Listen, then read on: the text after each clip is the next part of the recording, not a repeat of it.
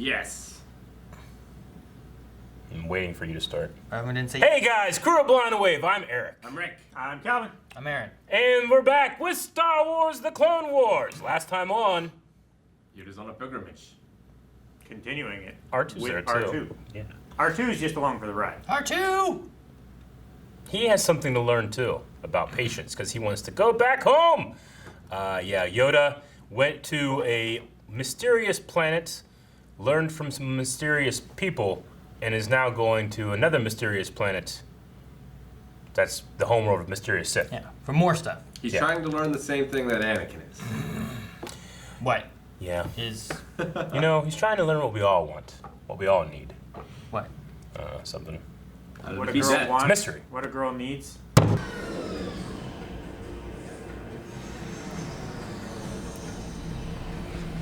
Well, they may have changed the name, but they kept the aesthetic. If returned, I do not by 3 nightfalls. Take the ship to Coruscant, you shall. Tell them of where I went. I don't get to do shit. What about my journey? What How about long my is the night on this planet? Could be 10 years.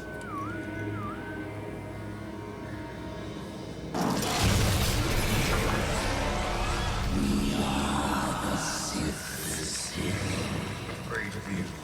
I am not. We shall see.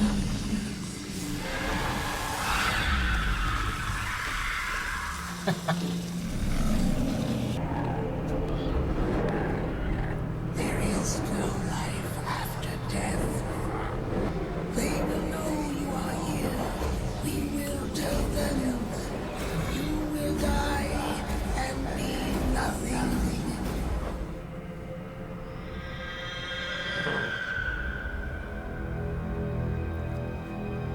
Tell Lord Sidious I am on my way.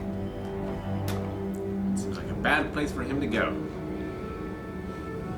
And they meet up in that industrial park place that one time.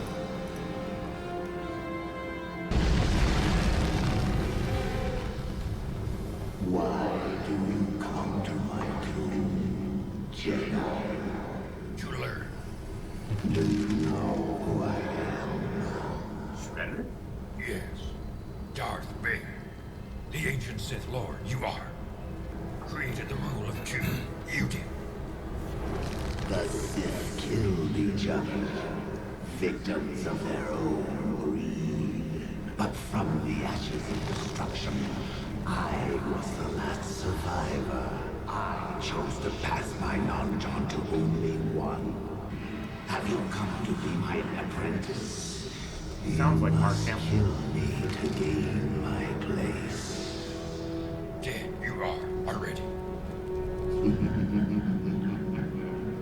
Then what stands before you? An illusion. Oh, confident Yoda is. So easy.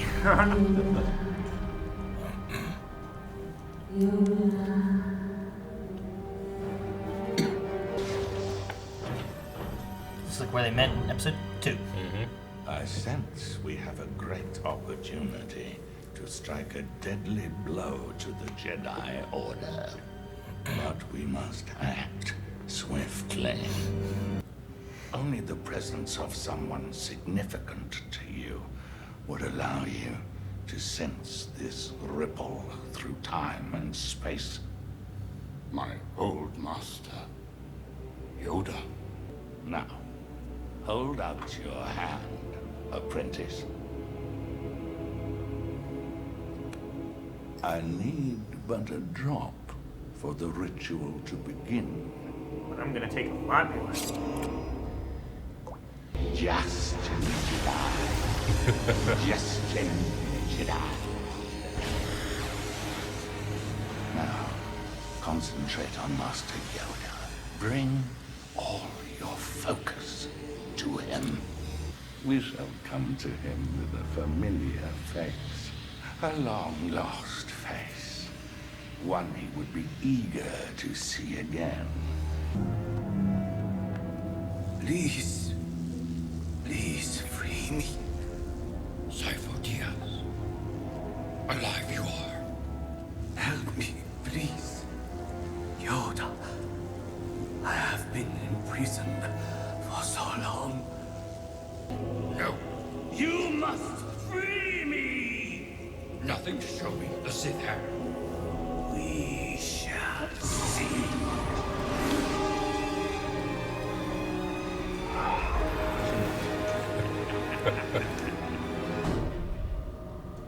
There is no question the ship was carrying Count Dooku. We've scanned the area and he's meeting with someone inside the building. Thanks, Rex. Master Yoda, what are your orders? Capture them, we will. The time has come to discover the identity of this Sith Master. And if they escape? Escape. Not if it comes to it. Execute them we must. End it now. We will. I love thinking about these vast sections of Coruscant that are just empty. Empty industrial sectors. Yeah, just abandoned. It appears we have company. Take him! No!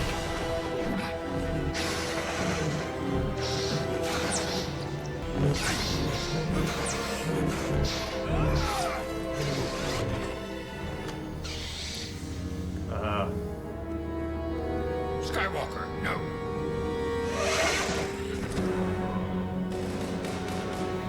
Well, He said execute him if we need to. Look at this. This is so good.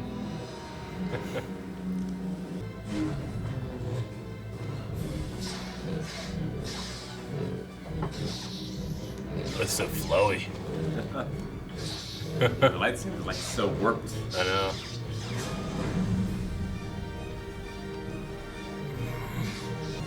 Is this the first time we're seeing Yoda duel in Clone Wars? I think so.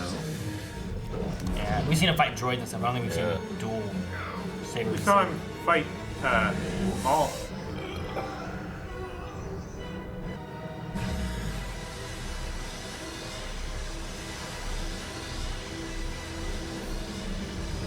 You need to teach that technique more.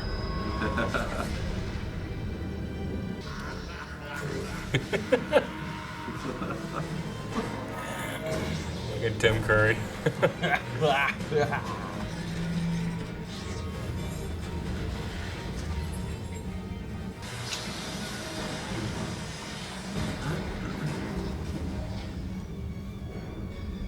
That's not that far down. You jump. Why not let him go? The future is not yours yet. Captain, I will not be. Sacrifice all I am ready to do. Tanking it.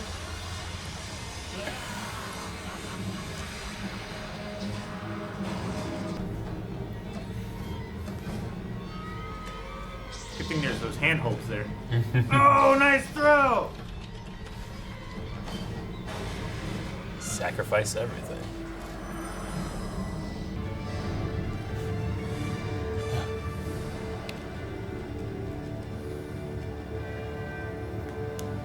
Oh, so far, Calvin? Well, the Nah, no, railing I know. thing landed on the building. Yoda. Come back to us, Yoda. Died, have I? In a way. There is another Skywalker. There is another.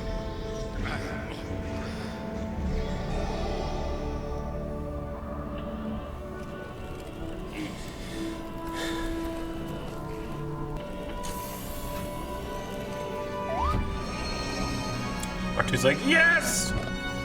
Finally! The council has assembled. They are eager to hear your report.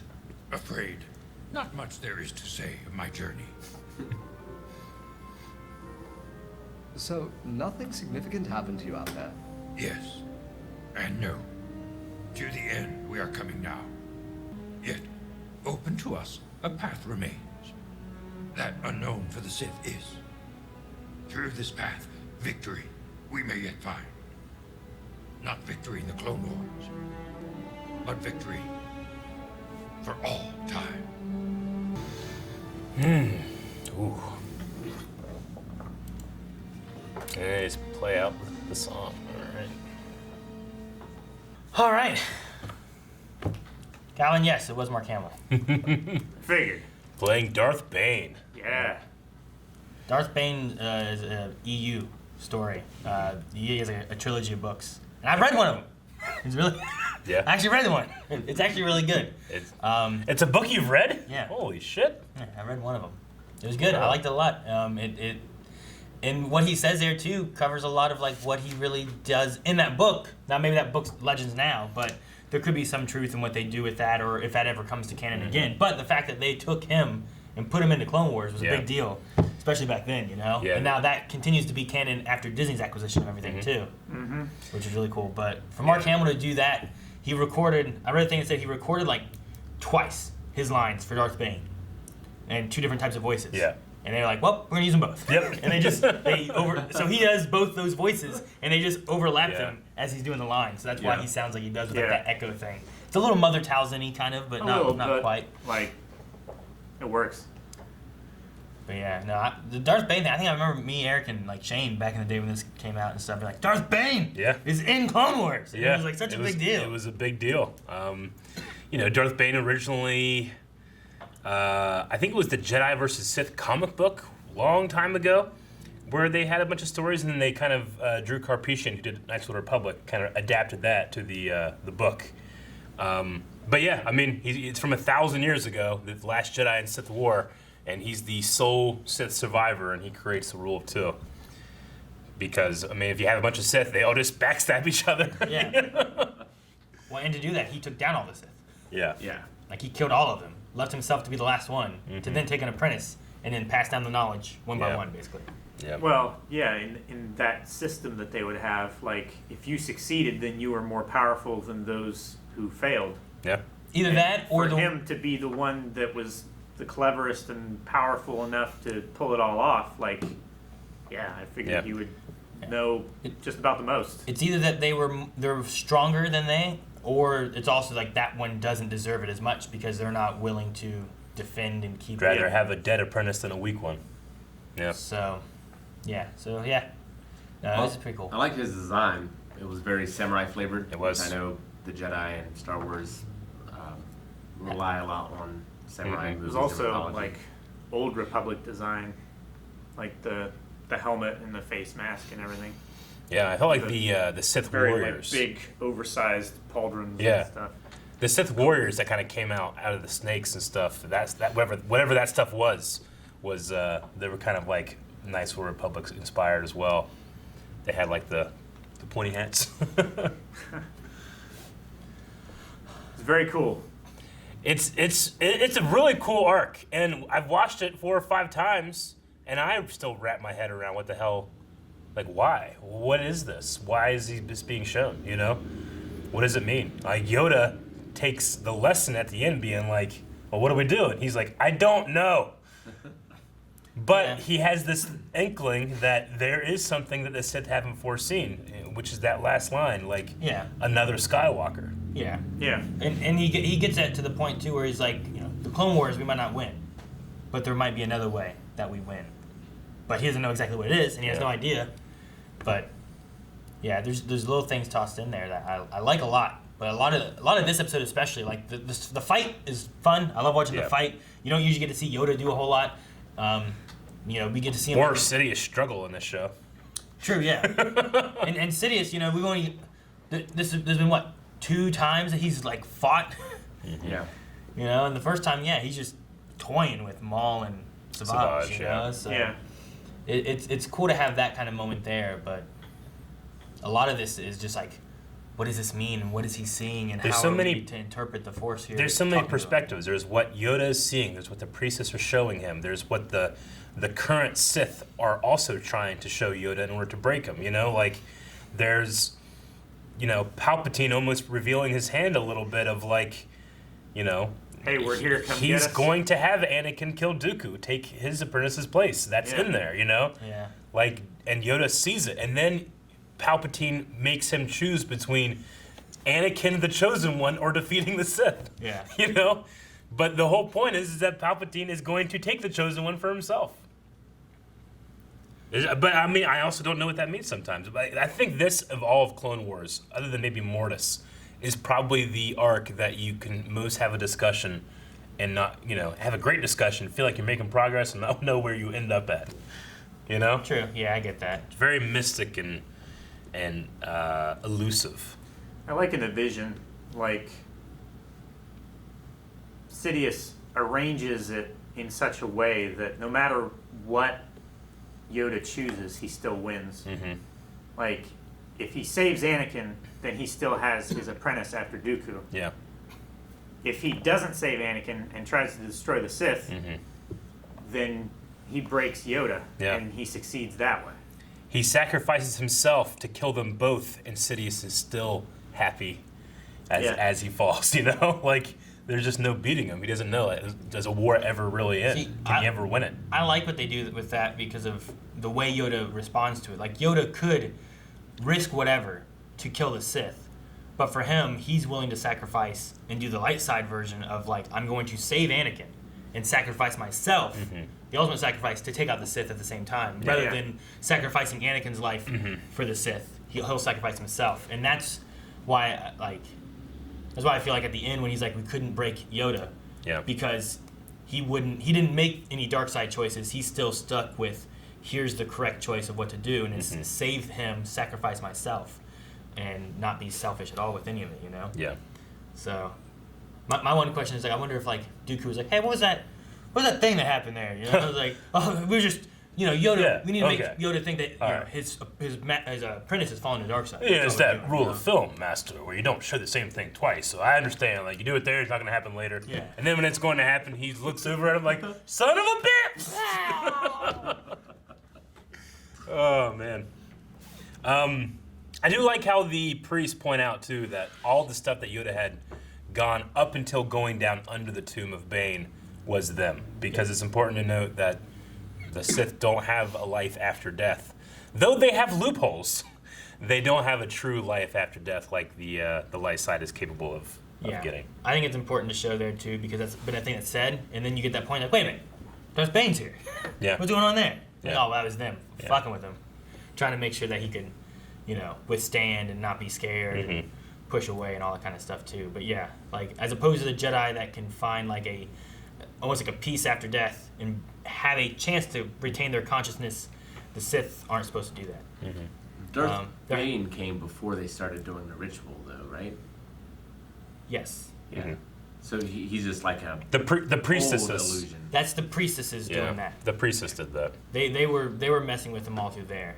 I mean, they said last episode that they watch powerful, users of the Force, so they would know Darth Bane. So we can say that was a version of Bane that probably what he sounded like, what he looked like. I also think but that they created that for him. They are kind of similar with Qui-Gon, where like past, future, it all kind of blends together. They don't really know what's what, maybe, or they can kind of just see everything at once to be able to know what Bane would be like. But I think there's some old EU storyline things where like you could have like Sith tied to like an item, like they were like stuck, like maybe not in the tomb of their body. Canon, But there's some things like that have happened. But those are like kind of what Eric mentioned about like very specific loopholes, but not like Obi-Wan being able to just show up on Hoth and be like, Dagobah, and say that kind of stuff. So it's very specific event kind of things that can occur there. There's loopholes. There's trying to cheat it. Like Palpatine cheated it. He has that like spirit transfer to his clones that he was doing, in Episode 9. And then, there's like a helmet thing where some ancient Sith like tied his spirit to this helmet. Yeah, I'm trying to remember the name of them. Me too. I can't remember. I can't remember. It's new. I haven't gotten into a whole lot of the new expanded universe because I'm trying to save it for whenever we actually can dedicate like a show to watch it. Yeah. Yes. So. Well, going back to the vision that Sidious and Dooku Tyrannus were showing Yoda. I don't know that that Dooku knew what Sidious was showing Yoda, because it was like, what happened, Master? And it's like, we failed to break him. Yeah, you're right. He might just been there. Not He have known he that- didn't watch it. Yeah. True, and you see Sidious is the one who like goes like, and like, puts his face down In into the that pensive. stuff. So he was just using his connection to Yoda to.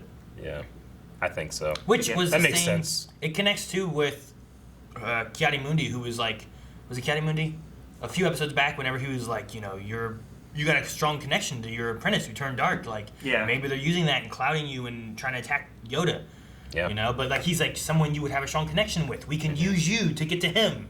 And that's exactly what they did. That's what Kiadi-Mundi was worried about a few episodes ago. Yeah, but he said that he would be the perfect target, where he's also the strongest. It's like, true. It's like it would be a trying deadly to blow. attack a castle on like a broad, deeping wall. Yeah. Sure. Yeah, like Anakin probably would have broken like a twig. Yeah, possibly. I mean, and we see he does break eventually and falls to the dark side and stuff too. But what would be better, breaking Anakin or breaking Yoda? Yeah, as Palpatine says he's like, it would be a devastating blow to the Jedi Order if you were to either kill or turn Yoda to the dark side. Like that would be so much more than taking Anakin or Barriss Offee or something. Like we saw her having some dark things where she didn't agree with the politics and stuff too, but maybe not necessarily dark side, but she didn't have a red lightsaber, I think. I love Tim Curry's Sidious. Like, it's very different from what I'm used to. Yeah. But to me, it's like 90% or 100% like equally as fun to listen to. He channels that having fun while doing these things. I like his Sidious more than his like Chancellor Palpatine. Agreed. Yeah. But I mean, it's like I personally like Hayden Christensen, but I probably like Matt Lanner more, as Anakin. But anyway, the thing that I love this episode was actually seeing Sith using these dark arts that we hear about, but we never see. Like, we've always seen lightning just used as an attack, but here they're actually using it to channel this like Sith sorcery. They're using blood magic. Does that have something to do with like, we know there's midichlorians and a Jedi's blood, and Dooku being a Jedi would have a high count, but is there something there, or is it just sheer like, is it more like Talzin stuff where they're operating with things as opposed to what comes from inside, And why his blood and not Palpatine's blood? Yeah. Like if Palpatine has used his blood, would his face have shown? Because like Dooku's face was shown. Is that why he used his blood, or was it? Well, the one thing he said too was that he had the connection to Yoda, so I took it as like he needed his blood because of the strong connection Dooku had to Yoda. That makes sense. To bridge like the gap between Coruscant and Morabond, and then just like just getting to him. It might be similar to like, in some things, like even like, voodoo, like you could make a doll, like I can make a doll for Eric, but until I have something that has a connection to him implemented into it, like it doesn't work, Like you need a lock of hair or something like that. Like I can just make it like that looks just like Eric, but has nothing on this.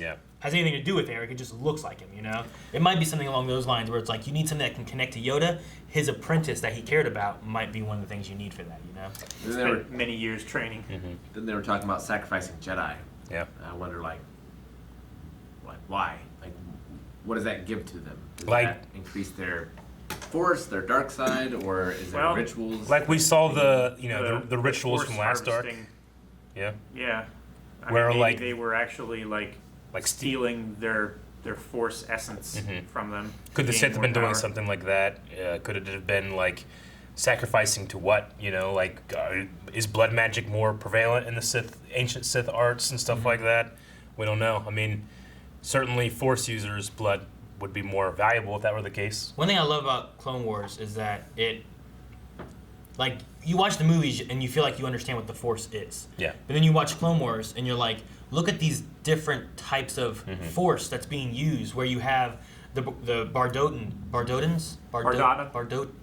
That planet. Yeah. The species there, they have a strong connection to the Force, but they don't use it like Jedi and stuff. They have more like visions and stuff. You have the Witches of Dathomir, and they have like this kind of magical element of the Force, but it still resembles the Force in some ways. And then you have the Jedi and the Sith. But like when you get into this and you look back into the past of like what the Sith were, like you don't get enough answers to know like, well, what all did the ancient Sith do versus what like modern Sith are doing. So like maybe they do use a mixture of that, or maybe the Witches of Dathomir have stuff that they learned maybe from ancient Siths, And that's kind of where that stuff comes from, you know. Yeah. But we don't really have those answers in this. But we know that it Dooku seeds and- little bits here and there that we're like, man, I wonder where this goes or how they did this. Or, Well, we know that Dooku and Talzin had some kind of connection. Is that left over from the Sith and the Night Sisters having some kind of connection? You know? One, because there is a science to it all. Yeah. Like, other entities could just discover it as well. Yeah. Like, it doesn't have to be passed down. It Yeah, could be no. independently discovered as well. There was, I think there was an old book that had like a planet that they used force powers for like everyday use, but it wasn't in the same sense of like what Jedi and stuff do. I'm trying to remember what it was. I didn't read that book, obviously, but I remember like in dives of like Wikipedia and stuff, like looking through stuff, there was something. So like there's ideas of like a force in different places through different species and being There's utilized and used, but there's a planet that has it's kind of like Dagobah or like these places that are very, very imbued with the Force, where like even just the animals, like there's a predator that uses the Force to find its prey. So then one of the you know those prey, they're called the Osamari, create this bubble in the Force where they can't be sensed. And then in the ODU, an Imperial character actually has one on his shoulder so that Luke Skywalker can't sense him. So I mean, those are old ideas, but they're also fun ideas. And I like whenever you have stuff like this, you feel like you scratch the surface, and suddenly like, okay, do I understand more? But sometimes I feel like I understand less, but it's still fun, you know? Because you know, if we're going to talk about well, what's the science of it, and can you discover it? Like science is only the study and a model of trying to explain the natural world. The supernatural, by definition, is above that. So, like, you can get to a certain point, you can be like, well, I'm looking for ghosts. Here's a weird reading on this machine. What does that mean? I don't know. You know what I'm saying? And then specifically, like, you know, this is like the second arc, I feel like, in a row where we've talked about, like, magic or these illusions being not real, but also having some kind of reality to them, you know? so man. I don't know what you guys' thoughts are, but like similar to what we said before, this year after Netflix released it was the last episode and was like the end of Clone Wars. This is another ending of Clone Wars right This here. is the second time that we were like, well, that's all we're gonna get for Clone Wars now, because they had canceled it before with the I think it was the Ahsoka trial was the last thing we had. Yep. And we're like, well, that's it. That's how it ends now. And then we have this one here, which this one here I felt feel like like it wraps it felt a like lot more stuff up. it gives us a little bit more of like, I love that it went down through like the Fives, the Fives like arc with the chip and that kind of stuff too, I love and then that you arc. go through this stuff with Sifo Dyas, where like Rick, even you had said a few episodes back where it's like, this stuff should have been in the movies. Yeah. You know, like it covered stuff that feels like it should have been important. I mean, this arc, would have been perfect in the movies. Yep. I feel like. Like it could have, like this arc could have been its own movie, right? Yeah. Like you could have had like a. I mean, I really think it episode 2.5. It should have been episode 4, and then the others should have been later. I think it's the smartest thing that Clone Wars ever did was they just, you know, because in the beginning it was just episode. Sometimes you'd have a sequel to that episode, but it was mostly disconnected stories.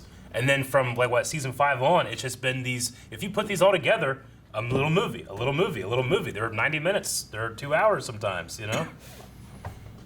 We got to actually see and hear Sifo Dyas in this one, which was played by Paul. I've never seen that guy. Okay.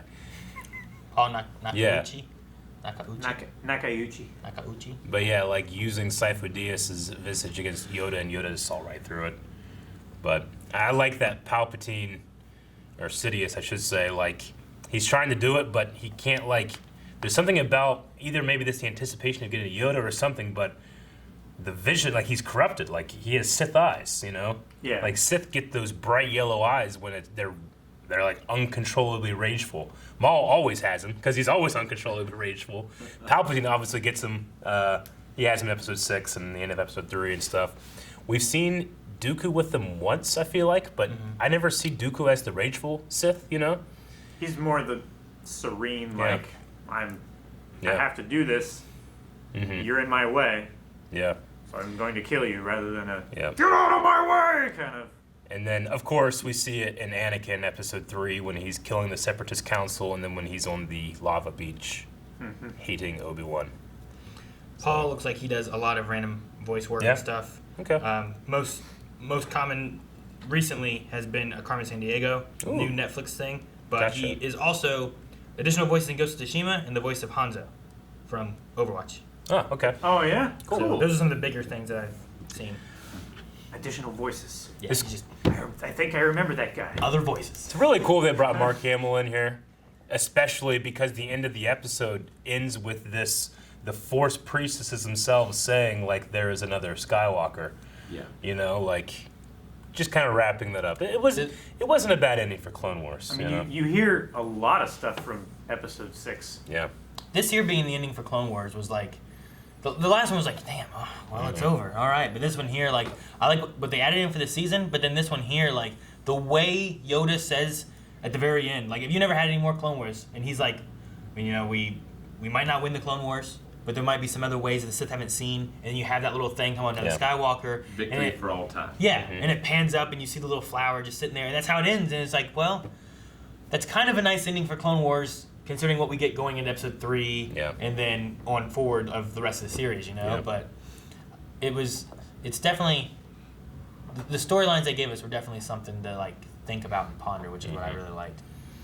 The thing, too, that I liked with Mark Hamill doing Darth Bane was, like, he was the one who, like, destroyed the Sith and created the Sith into what they were, and he's voiced by Mark Hamill, who played Luke Skywalker, who was the one who, like, stopped Darth Vader and then ended the Sith. You know, like, he ended the Sith twice. You know what I mean? That's Mark Hamill.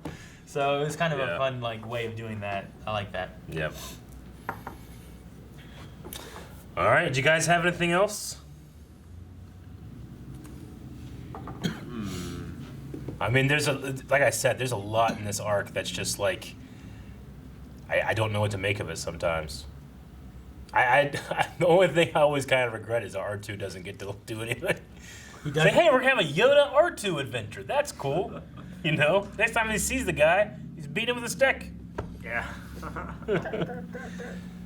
But yeah, I mean, so like Aaron said, this was the ending of the show. And we were all like, "What?" You know, because Disney bought it, and that was it. You know, we got this extra Netflix thing, and that was it. So when we watched it, it definitely had a finality to it here. You know, going into seeing what Yoda was saying about never truly winning a war, and talking about the way the Sith aren't going to see where we will win for all time, really felt like "And the Clone Wars is done." But there was a huge outcry of fans of just being like, why not? There's more. You could do more. You could do more. They started this hashtag called Save the Clone Wars, and it was huge. It was trending like every week. Huge, you know. But I mean, Disney said no. They started putting like story ideas they had into other media. So there's a book that has like a Quinlan Vos thing. You know, Quinlan Vos and Asajj Ventress are making a book. Asajj Ventress got her own book. There was also Ahsoka had her own book too. Ahsoka had a book. I remember people talking about the Ahsoka book. There was a Sons of Dathomir book about Maul and what happened with Maul. You know. Well, he was also in a comic, but I think it was before Disney, right? Yeah. Well, no, it was. Was it after Disney acquisition? Okay. Yeah, these were all the things that were happening to show, like, hey, guys, Clone Wars is really not coming back. We're moving on. Yeah. And then Disney started the Rebel series. Yep. So that and all the crew, you know, some of them left to do other stuff, and some of them went to go do Rebels. So it really felt like that there's no hope then. And then the what was it? The 10-year anniversary of the Clone Wars starting. They had a panel at Comic-Con, and they were just talking. Hey, we appreciate everybody. You know, Dave Filoni's like, I love Clone Wars. I wish I could do more Clone Wars. The lights go down. They play a trailer. Hashtag Clone Wars saved. It's a great moment. So we reacted to that trailer. I was like, I can't believe it's happening, you know? And you guys don't have to deal with any of that, because starting next week, Season 7 of the Clone Wars. Wait, years. You get a week. You know, I heard this back with Game of Thrones, too. Yeah. I just don't understand what you guys' obsession with. Waiting. It was terrible. Well, he's using your voice, not mine, so he's making fun of you and you only. I thought he was doing his Dave Filoni voice. Oh. No, my Aaron voice is quite different from Eric's Dave Filoni voice. Yeah. Oh. Do my delay Dave Filoni from you. Go. We're good. Guys, thank you very much for watching this episode of Star Wars The Clone Wars. This reaction. Go check out over at Patreon, where you can see up to the first 4 reactions of Season 7 of Star Wars The Clone Wars. I'm excited. What do you think? All right.